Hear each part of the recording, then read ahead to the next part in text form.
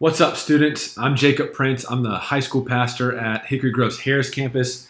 And I know this is a really strange time for you guys as you are beginning to do schooling online for 2 weeks, maybe even more. This is really unusual for you guys, and I just want to encourage you to press on, to keep going.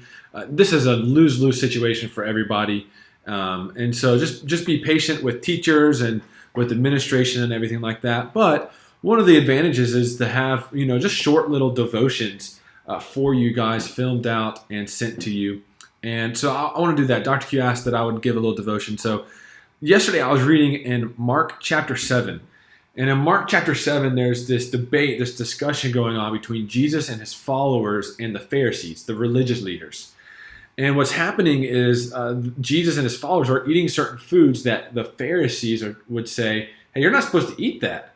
And Jesus, he says, this describing the Pharisees in Mark 7, verse 6. He says, this people honors me with their lips, but their heart is far from me. And I read those words, and it was like an indictment on my own soul. That my lip service to the Lord is nothing if my heart is far from him. That all the things that I, as a pastor, can do for Jesus and for the church, if my heart is not near him, then it is for nothing. And so moving forward in that chapter, they really get into the debate on what then should we eat or not eat. That's what the whole discussion was about. And Jesus says this kind of comically in verse 18. He says, then are you also without understanding? Do you not see that whatever goes into a person from the outside cannot defile him? Meaning, whatever you eat is not what makes you defiled, as what the Pharisees were arguing. And he says this, verse 19, since it enters not his heart, but his stomach and is expelled, if you get what I'm saying. So it's not food that defiles us. Jesus turns it in verse 20, but it's what comes out of a person. That's what defiles him. For from within, out of the heart of man, come evil thoughts, of sexual immorality, theft, murder, adultery, coveting, wickedness, deceit, sensuality, envy, slander, pride, foolishness. All these evil things come from within, and they defile a person. This is strong language from Jesus, and it echoes back to Matthew chapter 5 when he says, you may not have murdered a man, but if you had anger in your heart, then that is murder in your heart. Saying the same thing here now in Mark chapter 7. If we were to look at that list again, we would not make it 3 or 4 words before being found guilty. Sexual immorality, that's most of us right there, guilty.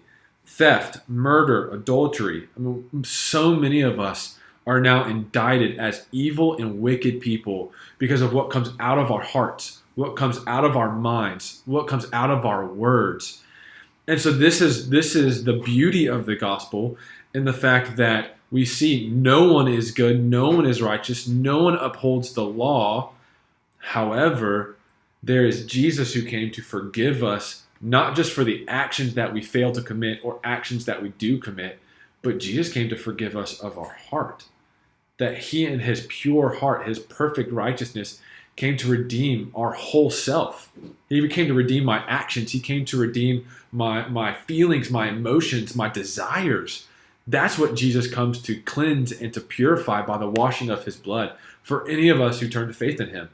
So I hope that as you continue through school today and as you get maybe frustrated with assignments or even teachers, let us evaluate and discern our soul. Let us evaluate and discern our heart to make sure that it is in line with the Lord and with these words in Mark chapter 7. So praying for you students as you adjust to this new life of online schooling. It is really cool at Hickory Grove that you're able to do that.